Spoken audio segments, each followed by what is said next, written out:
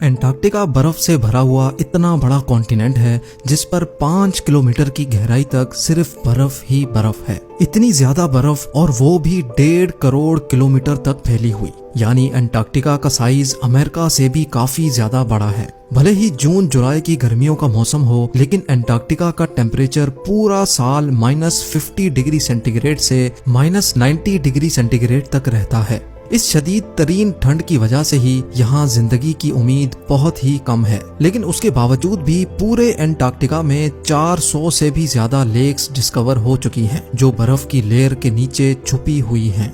GeM TV की videos में एक बार फिर से खुशामदीद। नाजरीन, एंटार्क्टिका में ना ही कोई टाइम जोन फॉलो होता है और ना ही यहाँ किसी कंट्री का कब्जा है। हत्ता के पूरे एंटार्क्टिका में सिर्फ 2 ATM मशीन्स लगी हुई हैं। कई लोगों का मानना है कि एंटार्क्टिका की बर्फ के नीचे कई राज पोशीदा हैं। कुछ का तो ये भी मानना है कि बर्फ से ढके हुए इस मिस्टीरियस कॉन्टिनेंट के नीचे एक अलग ही दुनिया बसती है जहाँ एलियंस का राज है। लेकिन रिसर्चर्स और आर्कियोलॉजिस्ट इस मिस्टीरियस कॉन्टिनेंट के पोशीदा राजों को फाश करने के लिए दिन रात मेहनत कर रहे हैं। इन्होंने यहाँ चंद ऐसी चीजें भी तलाश की हैं जिनको देखकर साइंस भी हैरान रह जाती है। और आज आप देखेंगे एंटार्क्टिका की बर्फ के अंदर से मिलने वाली चंद हैरत अंगेज चीजें। तो आइए शुरू करते हैं।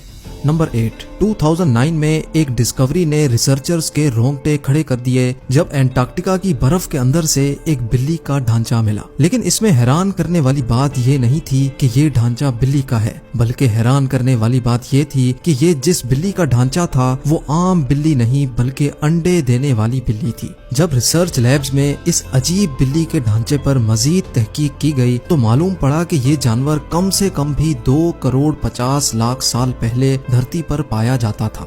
नंबर 7। 2014 में आर्कियोलॉजिस्ट को एंटार्क्टिका से इंतहाई हैरान कर देने वाली इंसानी खोपड़ियां मिली। पहली हैरानी की बात यह थी कि एंटार्क्टिका में ये मिलने वाली पहली इंसानी खोपड़ियां थी, और दूसरी हैरानी की बात इन खोपड़ियों की शेप थी। जी हाँ, नॉर्मल खोपड़ियों के मुकाबले में ये खोपड़ियां काफी अलग दिखती थीं, क्योंकि इनके सर जरूरत से भी ज्यादा बाहर निकले हुए थे। साइंसदानों का मानना था कि खोपड़ियों की ऐसी शक्ल बचपन से ही अजीब आदतों की वजह से बनती है, और ये आदतें हजारों साल पहले एंशिएंट सिविलाइजेशन में अपनाई जाती थीं। इस तरह की खोपड़ियां आर्कियोलॉजिस्ट को इजिप्ट और पेरू से भी मिल चुकी हैं। तभी उनका शक है कि शायद हजारों साल पहले एंटार्क्टिका में भी लोग बसते थे और उनका कुछ न कुछ रिलेशन एंशिएंट इजिप्ट सिविलाइजेशन से जरूर होगा।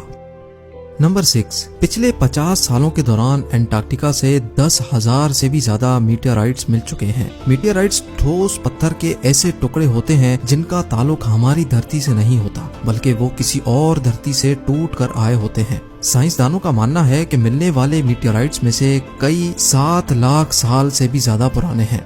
वैसे तो ये पता लगाना बहुत ही मुश्किल है कि इन मीटियोराइट्स का ताल्लुक किन सितारों या प्लेनेट से है, लेकिन 2002 में एंटार्क्टिका पर गिरने वाला एक छोटा मीटियोराइट 2015 में डिस्कवर किया गया था, और साइंस का मानना है कि ये कहीं और से नहीं बल्कि मार्स से टूटकर आया है, क्योंकि इस मीटियोराइट के अंदर ऐसे बैक्टीरिया थे जो मार्स पर पाए जाते हैं। नंबर 5। एंटार्क्टिका में बर्फ की गहराई 5 किलोमीटर डीप है, और ये पूरा कॉन्टिनेंट अमेरिका से भी बहुत बड़ा है। लेकिन साइंसदानों को यहाँ से कुछ ऐसे सबूत मिले हैं जिनको देखकर ये अंदाजा लगाया जाता है कि लाखों साल पहले ये जगह रहने के काबिल हुआ करती थी। जी हाँ, 1980 से कई आर्कियोलॉजिस्ट को यहाँ से डायनासोर्स, मोजासोर्स और प्लेजियोसोर्स के ढांचे मिल चुके हैं। इन ढांचों की साइज 36 फीट बताई जाती है, जो तकरीबन एक ट्रिपल स्टोरी बिल्डिंग के बराबर बनती है। जब हड्डियों के इन ढांचों पर मजीद तहकीक की गई तो मालूम पड़ा कि ये कम से कम भी 70 लाख साल पुराने हैं। तभी ये अंदाजा लगाया जाता है कि 70 लाख साल पहले तक एंटार्क्टिका का टेम्परेचर रहने के काबिल था, और शायद तब ये पहाड़ गहरी बर्फ से नहीं बल्कि ग्रीनरी से ढके होते होंगे। नंबर 4। वाटरफॉल्स तो हम सबने कई बार देखे हैं, लेकिन एंटार्क्टिका में टेलर ग्लेशियर के मकाम पर एक पॉइंट ऐसा भी है जहां वाटरफॉल नहीं बल्कि ब्लड फॉल होता है। 1911 में टेलर नामी एक साइंटिस्ट ने पहली बार इस ब्लड फॉल को डिस्कवर किया था। कई सदियों तक यही माना जाता था कि वाकई इस ग्लेशियर के अंदर से खून बहता है, लेकिन मॉडर्न साइंस ने जब इस पर मजीद रिसर्च की तब उनको जो मालूम पड़ा वो इससे भी ज्यादा हैरत अंगेज था। जी हाँ, मालूम पड़ा कि इस ग्लेशियर के नीचे एक बहुत बड़ा पानी का डैम है, लेकिन इसमें मौजूद पानी की खास बात यह है कि इसमें सी वाटर से भी 3 टाइम्स ज्यादा सॉल्ट है, जिसकी वजह से ये फ्रीज नहीं होता। साथ साथ इस पानी में पहाड़ों से निकलने वाला आयरन भी मौजूद है। किसी एक पॉइंट से जब ये पानी ग्लेशियर से बाहर निकलने की करता है तो हवा में मौजूद ऑक्सीजन पानी के आयरन से मिक्स होकर आयरन ऑक्साइड बन जाता है और उसका कलर रेड हो जाता है, और इसी वजह से हमें ये पानी रेड कलर का दिखता है।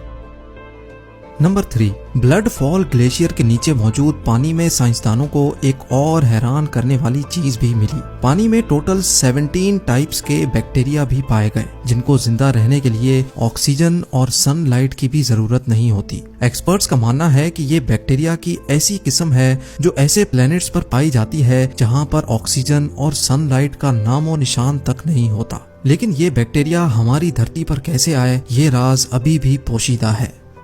नंबर 2, हालांकि पूरा एंटार्क्टिका बर्फ से भरा हुआ कॉन्टिनेंट है, ये देखकर सबको यही लगेगा कि यहाँ पानी की कमी होना मुमकिन नहीं है। लेकिन आपको ये जानकर हैरत होगी कि हमारी धरती पर अगर कोई सबसे ज्यादा खुश्क यानी ड्राई जगह है तो वो भी एंटार्क्टिका में ही मौजूद है।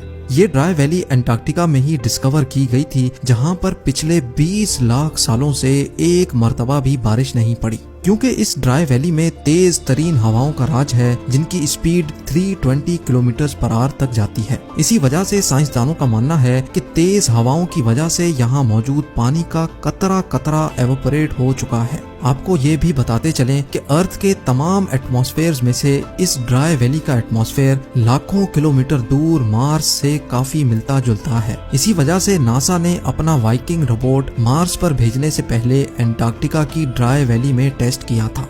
और अब नंबर 1, आर्कियोलॉजिस्ट की एक टीम को एंटार्क्टिका की बर्फ के अंदर 1100 फीट की गहराई से एक इंतहाई खौफनाक मखलूक का ढांचा मिला। ये पता लगाने के लिए कि ये ढांचा कौन से जानवर का है, कई एक्सपेरिमेंट्स किए गए, लेकिन हैरत अंगेज तौर पे इसका स्ट्रक्चर किसी भी जानवर से मैच ना हो सका। इस खौफनाक ढांचे की लंबाई 8 फीट बताई जाती है, जिसकी हड्डियां बॉडी से निकली हुई हैं। कई सालों की मेहनत के बाद भी आज तक ये पता नहीं लगाया जा सका कि ये जानवर कौन सा था और आखिर इस धरती पे आया कहां से था। आप लोगों के प्यार भरे कमेंट्स का बेहद शुक्रिया। मिलते हैं अगली शानदार वीडियो में।